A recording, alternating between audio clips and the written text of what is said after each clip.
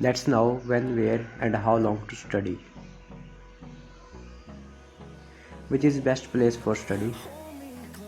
The answer is study in isolation. Study in such a place where you are comfortable and where is less distraction.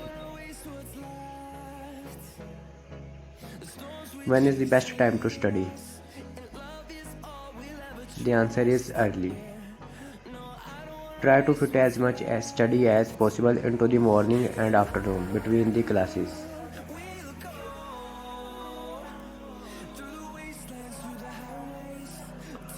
How long should you study?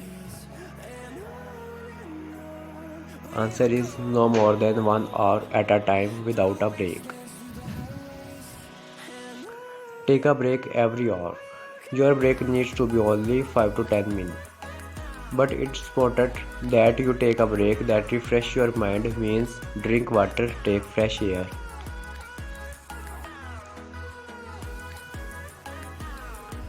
Study regularly,